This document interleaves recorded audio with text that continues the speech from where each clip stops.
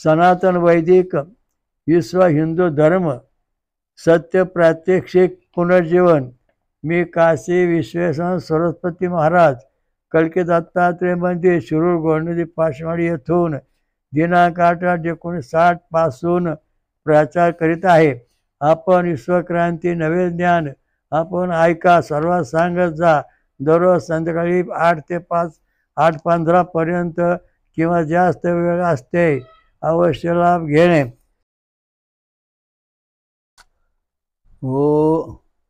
ओम वक्रतुंड महाकाय सूर्यकोटि समप्रभ निर्विघ्नं कुरु मे देव सर्वकार्येषु सर्वदा। हिंदू धर्माचा जो अविनाशी हा जन्म आणि कधी नष्ट हा जो परमेश्वर आहे देव, त्याला नमस्कार करून आपलं दास सुरू करू। ओम सहस्रशीर्षा पुरुषः सहस्राक्षा सहस्रपात स भूमिं विश्वत्ववृत्त्यादि दशांगुलम। आजचा आपला विषय आहे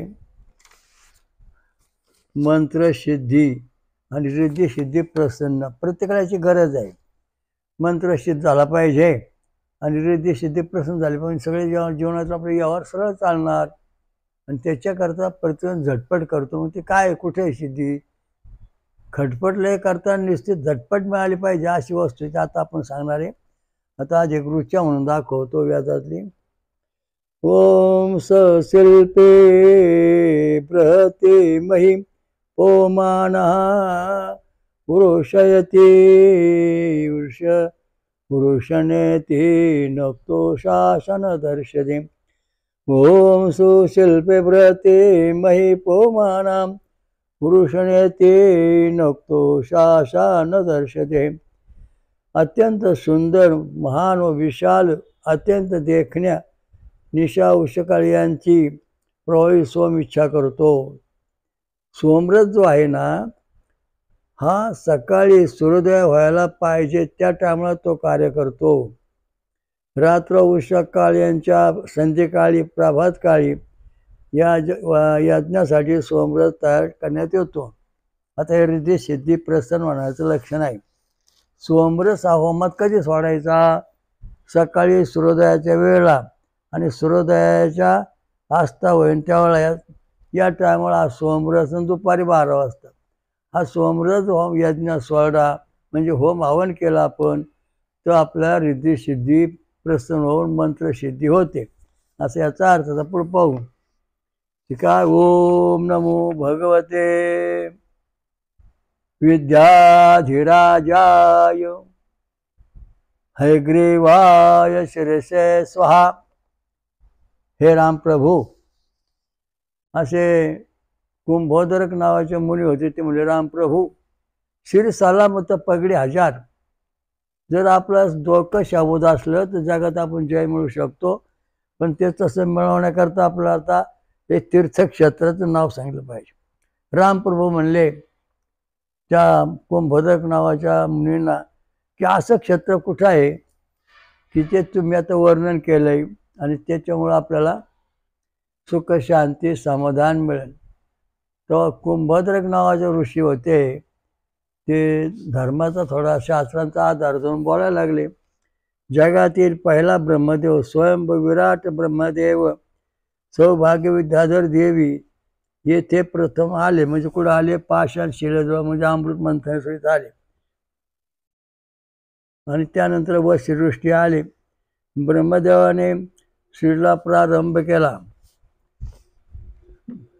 मधु कैटव दैत्याने वेद पळविले व हयग्रीव महाविष्णूने परत आणून ब्रह्मदेवास कलकी दत्ते दिले। पुन्हा सृष्टीला प्रारंभ झाला। पहिले कल्पात एक कल्प म्हणजे 864 कोटी वर्ष। तर या ठिकाणी भगवान परमात्माने कुठं पृथ्वी नव्हती, कुठं जागा नव्हती, चौकडं पाणीच होतं। मग या पाण्यामध्ये भगवंताने मधुकैटभ मारून पृथ्वी तयार केली, प्रगट केली आणि पहिली नदी तयार केली आपल्या घोड्याचं मुख बसवून। ती घोड नदी म्हणजे जगाच्या आरंभी कुठं गंगा यमुना स्वरत तापी नर्मदा नव्हती, काशी नव्हती, गया नव्हती, प्रयाग नव्हता, कुठं काहीच नव्हतं. त्यावेळेस या तलावरती पाषाण शिला या ठिकाणी म्हणजे अमृतमणी कल्की दत्त शिरूर घोडनदी पासवाडी ते आले. मधुकैटक दैत्याने वेद पळविले, हयग्र अवतार विष्णू घेऊन परत आणून दिले, आश्रमात दिले. पुन्हा सृष्टीला प्रारंभ झाला. पहिल्या कल्पात कल्प म्हणजे 864 कोटी वर्षे. दुसऱ्या कल्पात हयग्रीव राक्षसाने वेद पळवले. हयग्रीव नारायणाने वेद आणले, दैत्य मारला. पुन्हा सृष्टीला प्रारंभ झाला. ब्रह्मदेवाने परत सृष्टी निर्माण केली. पुन्हा 864 कोटी वर्षे. एकंदरीत 1728 कोटी वर्ष भगवान परमात्माने घोडनदी गंगेच्या कडे वास्तव्य केले. अश्वगंगा हयग्रीव गंगा प्रगट झाली. घोडनदी गंगा प्रगट केली. येथे ब्रह्मदेवास वेद मंत्र सिद्धी व रिद्धी सिद्धी प्रसन्न झाली. 33 कोटी देव 88,000 ऋषींना येथे मंत्र सिद्धी व रिद्धी सिद्धी प्रसन्न झाली. सगळ्यांनी आपल्या आपल्या कार्याला आरंभ केला. ओम नमो भगवते विद्याधिराजाय हयग्रीवाय शिरसे स्वा. असं थोडं पाणी घेऊन डोक्यावर शिंपायचं, तेव्हा आपली बुद्धी स्थिर होते. जो परमेश्वर जो मुख्य आपला आहे ना, ओम सहस शीर्षा पुरुषा, त्या देवाचं जेवढी शक्ती आहे तेवढी शक्ती आपल्या शरीरात म्हणजे डोक्यामध्ये उतरते, मेंदूत उतरते. ती फक्त इथं हयग्रीव म्हणजे घोडनदी गंगेमध्ये पाण्यामध्ये उतरते. कल्की दत्त ते ब्रह्मा विष्णू शिव देवी व सूर्यनारायण यांना मंत्र सिद्धी व रिद्धी सिद्धी प्रसन्न झाल्या. एका शिळेवर पंचायतन स्वयंभू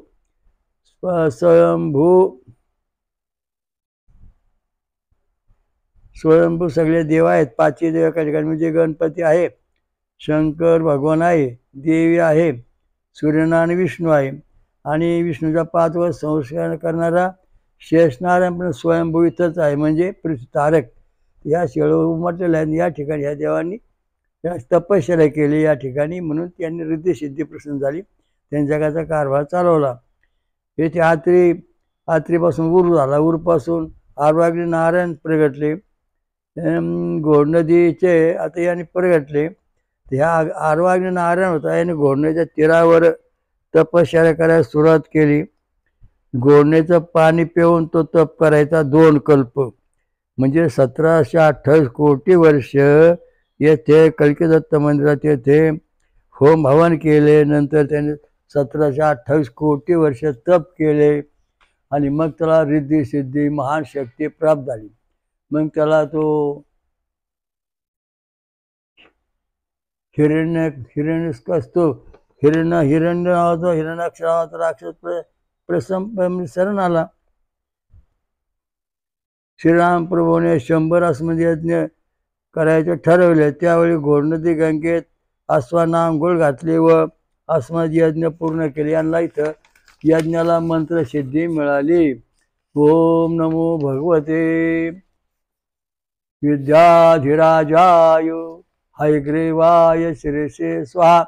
विद्याधी म्हणजे समुद्र, वेद्यांचा समुद्र म्हणजे ब्रह्मविद्या, आत्मविद्या, ज्ञानविद्या, अग्निविद्या, सर्व प्रकारच्या विद्या ए टू झेड म्हणजे सगळ्या विद्या या ठिकाणी प्रगट होतात. असं ते विद्याचं माहेर घर म्हणजे घोडनदी गंगा आहे. या घोडनदीच्या गंगेचं पाणी पिणे आणि या घोडनदी गंगेचं तीर्थ करणे घेणे, यामुळं रामप्रभूने 100 आसमदी यज्ञ केले आपल्या अयोध्येमध्ये.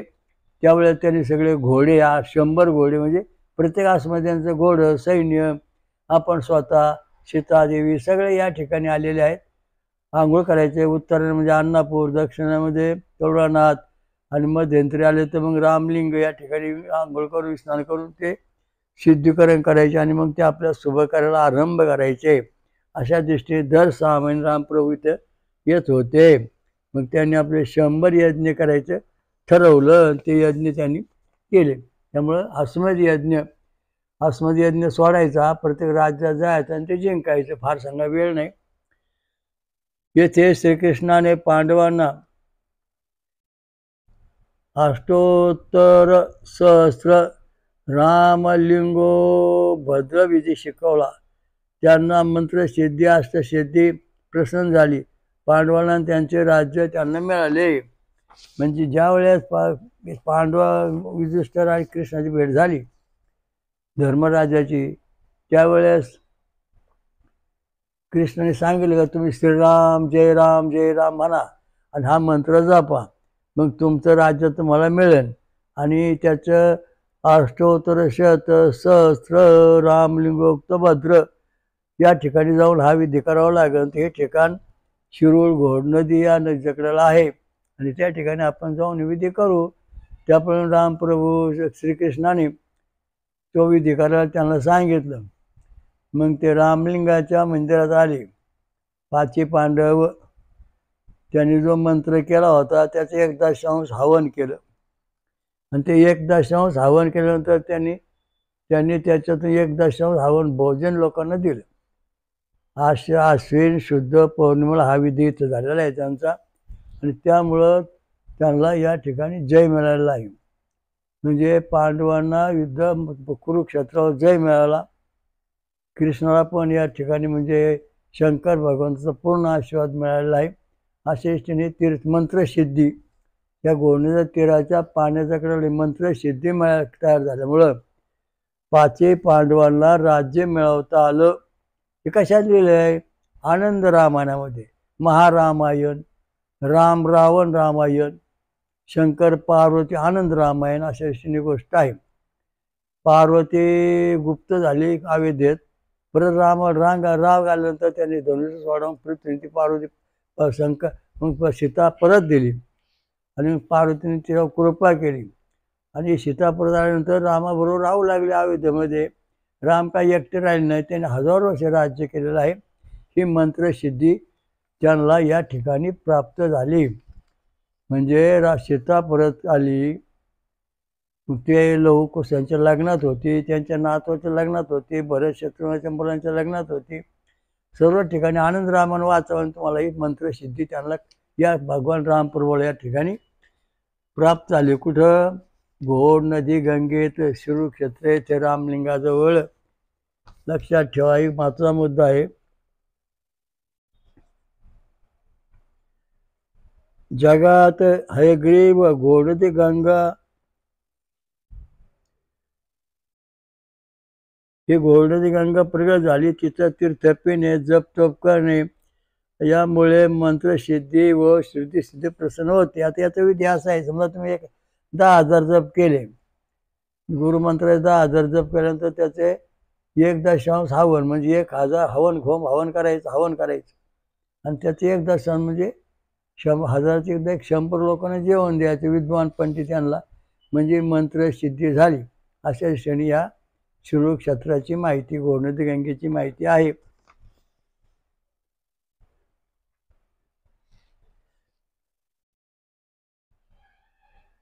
वरील सर्व साधक सोमरस पिऊन होते. कृ त्रेता द्वापार कली यांना येथे प्रवेश नाही. येथे फक्त सत्यब्रह्मयुगच अखंड अविनाशी आहे. म्हणजे सत्ययुग कृत्यागा थोडीफार जी किलमिस असेल त्याला इथं प्रवेश नाही. त्रेतायुगामध्ये 75% पुण्य 25% पाप याला इथं प्रवेश नाही. द्वापारामध्ये 50% पुण्य 50% पाप याला शिरूर क्षेत्रात प्रवेश नाही. कलियुगामध्ये 25% पुण्य आणि 75% पाप याला इथं प्रवेश नाही. म्हणजे किती युग आली गेली, किती ब्रह्मदेव आले गेले तरी या शिरूर क्षेत्राचं महत्त्व आबाधित जसं तसं आहे. इथं कलीला किंवा कुठल्याही दुष्ट शक्तीला प्रवेश नाही. घोडेगावापासून तर भीमानंद मिळेपर्यंत हे तीर्थक्षेत्र आहे. याच्यामध्ये स्नान करणे, पर्वणी साधणे महत्त्वाचा मुद्दा आहे. सर्व देव देवी, सर्व ऋषी मुनी, सर्व साधू संत, सर्व भक्त यांना येथे सर्व काळ मंत्रसिद्धी व रिद्धिसिद्धी प्रसन्न केली. 88,000 ऋषी, 33 कोटी देव. याचं कारण असे की स्वर्गामध्ये तपश्चर्या निष्फळ होते, ती पूर्ण होत नाही. म्हणून तपश्चर्या करता जगामध्ये मुख्य ठिकाण कुठलं आहे असं जेव्हा इंद्राने विचारलं भगवान शंकरला, तेव्हा शंकर भगवानाने सांगितलं, हयग्रीव गंगा म्हणजे घोरनदी गंगा, त्या घोरनेच्या कडेला तीर्थ आहे, घोरनदी गंगेचं पाणी आणि त्याचं ते प्राशन करणे म्हणजे मग या ठिकाणी सर्वश्रेष्ठ तीर्थ आहे. या ठिकाणी सर्व सिद्धी रिद्धी सिद्धी प्रसन्न होते. म्हणून जेवढे साधू जगात झाले, जेवढे अस्मद यज्ञ झाले, पांडवांनी अस्मद केले, रामाने अस्मद केले, सगळे घोडे इथं आणले, आंघोळ करून नेले, पाणी पाजले, त्याला अस्मद यज्ञात जय मिळाला आहे, अशी रीती जय.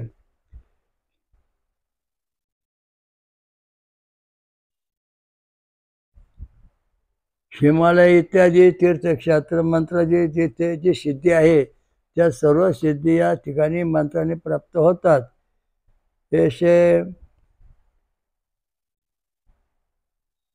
इथे पाषाण शिला असून त्यावर दोन्ही हात ठेवल्यास मनातील मंत्रसिद्धीस मंत्रविधी रिधी सिद्धी उत्तरे मिळतात. पाषाण शिला अमृत मंत्र शुल्क आहे. याचं कारण सांगतो.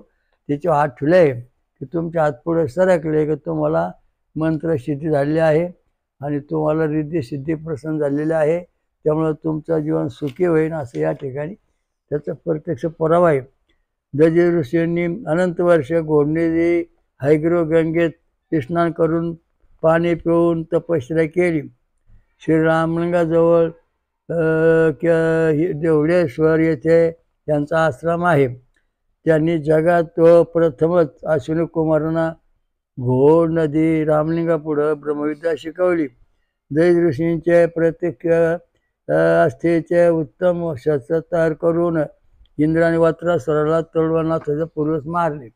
अशा दृष्टीने या ठिकाणी घोरण्याच्या पाण्याचं पाणी इतकं महत्त्वाचं की दधीचे ऋषी यांना देवांचे 3 टाइम आंघोळ करतील, संगम, रामलिंग आणि तळवनाथ. आणि या ठिकाणी होम हवन अमृत मन सकल करते, होमाम करायचे आणि डोंगरावर दिवसावर इथं राहायचे. यांनी अशा दृष्टीने या घोरण्याचं पाणी पिऊन असं काय त्यांच्या शरीरामध्ये शक्ती तयार झाली की वत्रासुर कोणालाच माराना. मग इंद्रदेवाने वत्रासुराचं अस्त्र तयार केलं, हाडा त्यांच्या हस्तीचं, वत्रासुराचा ऋषींच्या हस्तीचं, आणि वत्रासमोर समोर टाकलं. वत्रासुराने त्याला स्पर्श करतात तो जळून भस्म झाला आणि त्याच हस्ती मग या तळडोमानाचा नाथाजवळ नदीत विसर्जन केलेले आहेत. त्यामुळे त्या ठिकाणी तो आंघोळ करीन त्याला फायदा होतो. हस्ती जवळ ठेवलेले आहेत.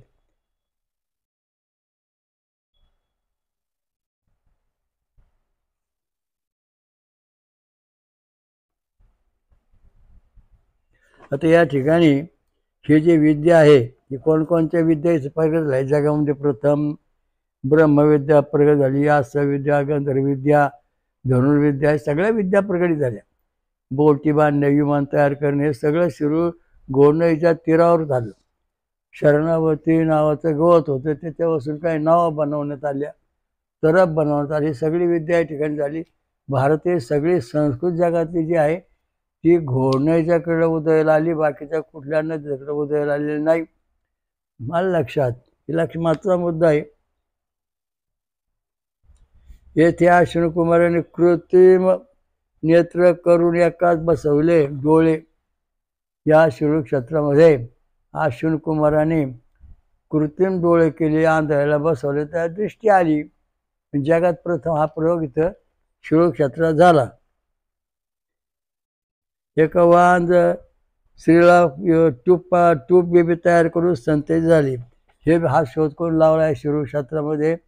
कृत्रिम ट्यूब बेबी तयार करायचा अश्विनी कुमाराने लावला आणि त्याने तो सिद्ध करून दाखवलेला आहे. व्याजामध्ये त्याची माहिती आहे. एका गायला कृत्रिम संतती झाली. कृत्रिम आता त्या गायांना आता इंजेक्शन दिलं जातं, त्यांना संतती होती. आता प्रयोग शाळे तो प्रयोग जगामध्ये प्रथम या ठिकाणी शिवक्षेत्रामध्ये मंत्रसिद्धी रिद्धिसिद्धी या अश्विनी कुमाराला प्राप्त झाली. त्यांनी हा प्रयोग करून जगामध्ये चमत्कार दाखवला. एकाला हात पाय अजिबात नव्हते, त्यांना कृत्रिम पाय तयार करून बसवले, हात कृत्रिम बसवले, पाय कृत्रिम करून बसवले. कोणी अश्विनी कुमाराने शिवक्षेत्रामध्ये.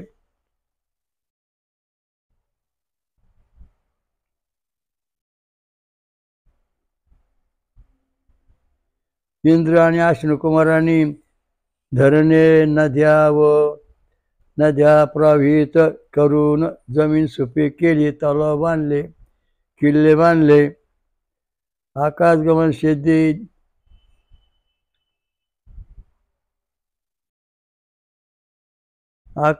सिद्धी प्रगट झाली. देवविमाने येत जात असत. ही सिद्धी या क्षेत्रात प्रगट झालेली आहे. या अश्विनी कुमारांनी इंद्रदेवाने केली. सपाट जमीन केली. जमिनीमध्ये तलाव, नदी, सरोवरे हे सगळं इंद्रदेवाने आणि अश्विनी कुमारांनी पृथ्वीवर प्रथम केलेलं ते क्षेत्रामधून.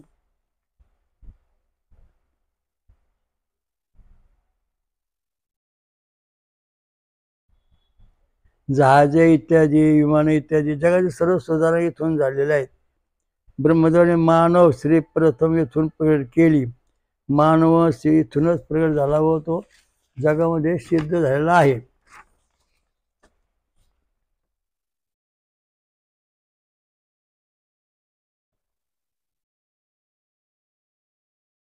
गोनदी गंगेचे कडेला फळे, नारळ, ऊस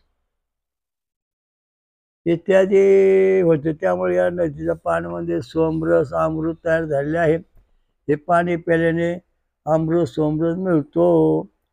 पूर्वी ते समुद्र मंथन झाले. देवांना अमृत व राक्षसांना मदिरा दिली. म्हणून या ठिकाणी मोहिनी अवतार धारण केला विष्णूने. म्हणून देवांना ब्रह्मविद्या, अमृत विद्या प्राप्त झाली व राक्षसांना रिद्धी सिद्धी प्रसन्न झाली नाही, त्यांना धोक्यात आणून ठेवलं.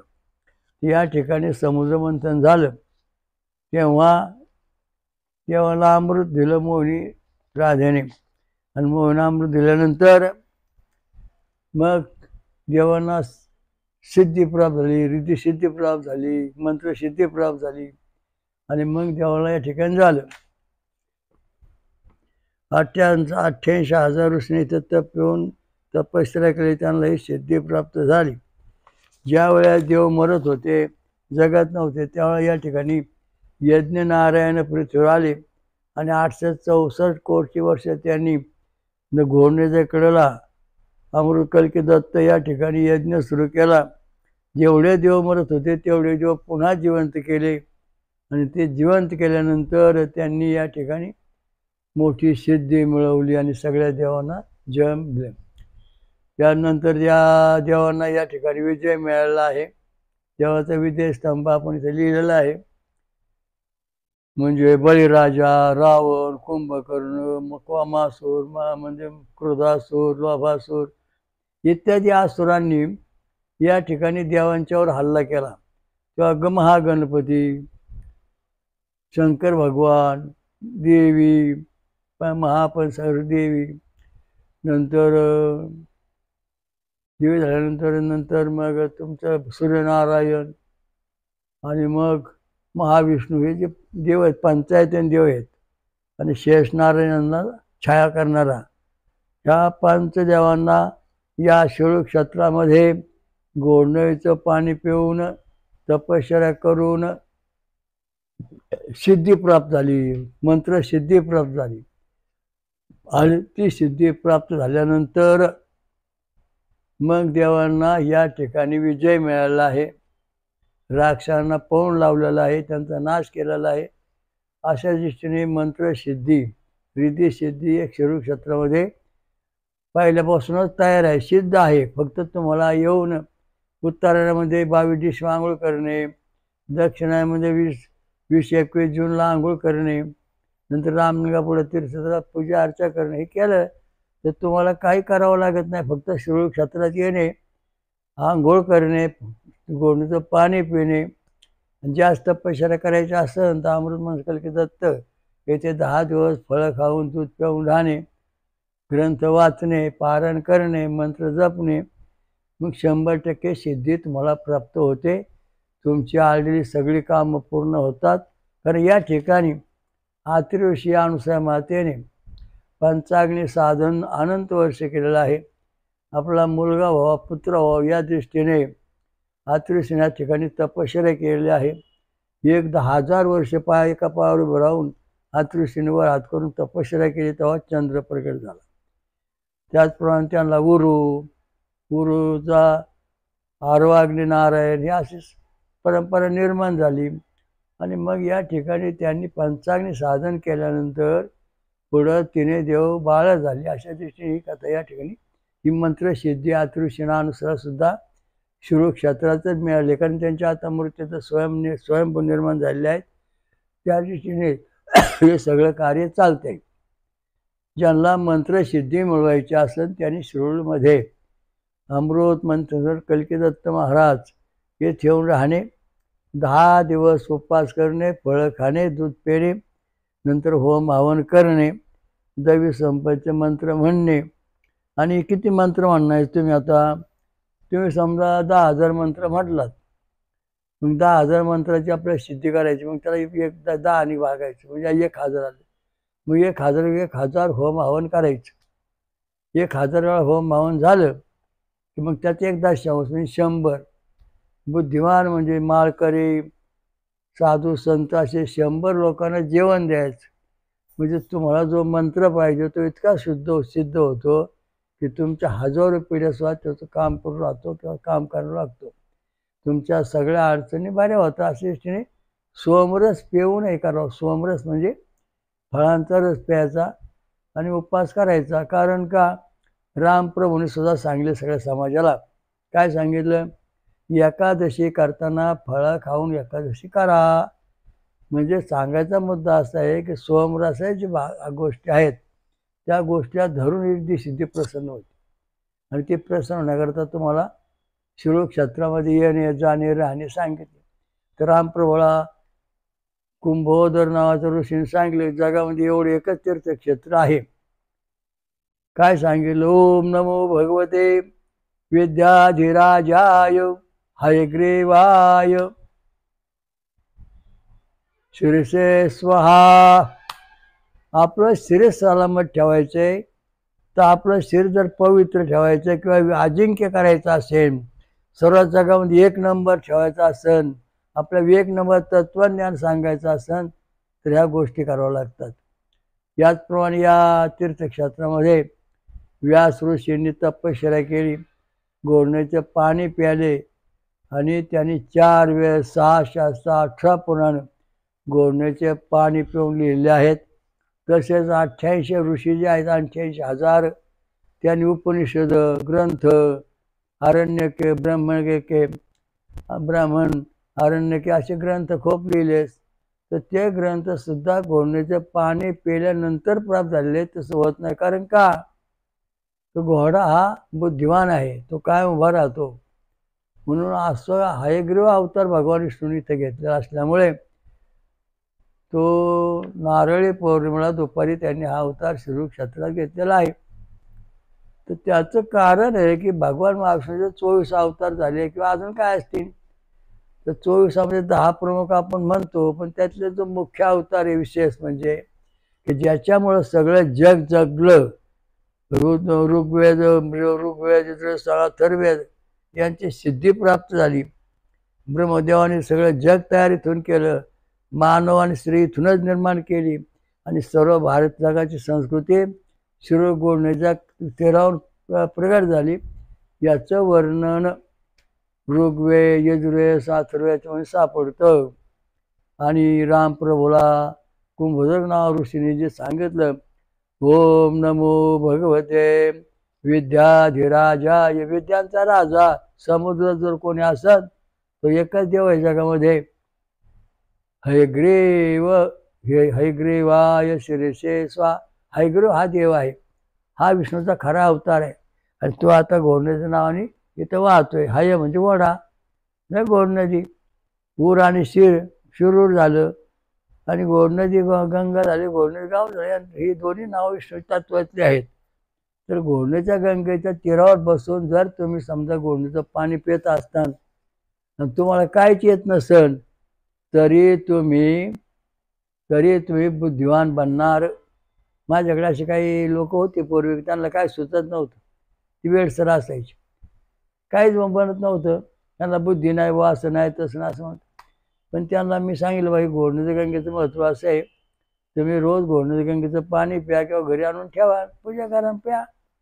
त्याने तसं सुरू केल्यानंतर आता असे जे काही होते लोक, ते आता चांगले बुद्धिमान बनले, विद्वान बनले. त्यांना ईश्वरी साक्षात्कार काय काय होऊ लागले. कारण का, ही भगवंताच्या मुखातून वाहणारी जगातली पहिली नदी घोड नदी गंगा आहे. मग त्याच्यानंतर गंगा आली, काशीची गंगा आली, मग बाकी नद्या तयार झाल्या, मग जग निर्माण झालं, सृष्टी झाली. आता याचं कारण असं की दंडकारण्यामध्ये असल्यामुळं या ठिकाणी खूप मोठी झाडी होती. त्यामुळे ह्या क्षेत्रामध्ये विकास करण्याच्या दृष्टीने कोणाचं फारसं लक्ष गेलं नाही. आणि सगळे साधू ऋषीमुनी हिमालयात जाऊन बसले, तपश्चर्या केली. शिरोळला जाऊन बसले, हिमालयात उत्तर हिंदुस्थानात, आणि तिथे ग्रंथ लिहिले. असा खरा मुद्दा आहे. अष्टविनायक कुठे आहेत? महाराष्ट्रात. नवनाथ कुठे आहेत? महाराष्ट्रात. कुळदैवत कुठे आहेत? महाराष्ट्रात. सर्वात जास्त ज्योतिर्लिंग कुठे आहेत? महाराष्ट्रात. म्हणजे याचा अर्थ असं, हे घोडनदी गंगा जयीच्या दोन्ही बाजूला ही सगळी तीर्थक्षेत्र आहेत. आणि तीर्थक्षेत्र परिपूर्ण होण्याकरता इथे जे साधक भगवान शंकर पार्वती यांनी या ठिकाणी तपश्चर्या केली. तर कोणी तप केलं? गणपतीने तप केलं, शंकर भगवान पार्वतीने तप केलं, नंतर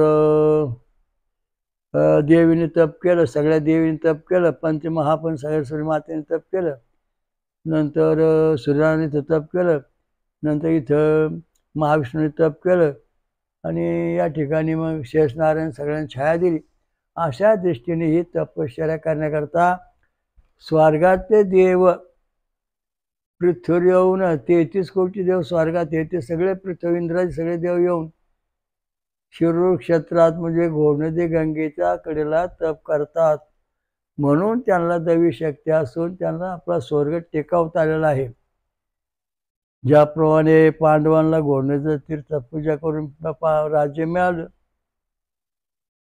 त्याप्रमाणे भगवान कृष्णाने 100 अश्वमेध यज्ञ करून त्यांना जय मिळाला. हे सगळे पुण्याई जे आहे, ही सगळी घोडनदी तीर्थाची आहे, हयग्रीव अवतारातली आहे. तेव्हा प्रत्येक जगातल्या माणसाने किती जरी तीर्थयात्रा केली, सब रद्दीने एक घोडनदी अशी म्हणे. हे सगळे तीर्थ आहेत ना, याच्यापुढे सगळे रद्दी आहेत. आणि घोडनदीची पूजा केल्यानंतरच माणूस सुखी होतो. कारण शिर सलामत पगडी हजार, शिर सलामत पगडी हजार, शिर सलामत पगडी हजार अशी त्याची अवस्था होते. तो जो देव आहे सप शीर्षा पुरुषा, ती सगळी शक्ती आपला कुठं मिळते जगात? घोडनदी गंगेचं पाणी पिल्यानंतर, सोमरस पिल्यानंतर आपल्या मेंदूत 36,000 केंद्र आहेत, ती 100% विकसित होतात. आणि मग त्या देवाच्या संपूर्ण वर्षात सगळ्या लहरी आपल्या मेंदूमध्ये येतात, आणि मग त्या विश्वरूपाचं दर्शन साक्षात्कार होतो. ओम श्री रामलिंग महाराज की जय. हयग्रीव घोडनदी गंगा मैया की जय. ओम सहस्र शीर्षा पुरुषा सहस्राक्षा सहस्रपात सभूमिं विश्वतो वृत्तदशांगुलम स्वयंभू विश्वराजा श्री अमृत मंथनेश्वर कल्किदत्त महाराज की जय. जगात आणि महाराष्ट्रात 5वं महाशक्तिपीठ स्वयंभू प्रगट करणारी महापंचसागरेश्वरी महादुर्गा माता की जय. शनीश्वर महाराज की जय. हनुमान की जय. सर्व देवदेवता साधू संतन की जय. सर्व जग मानवचं कल्याण असो. हरिओम दत्त ओम शांती.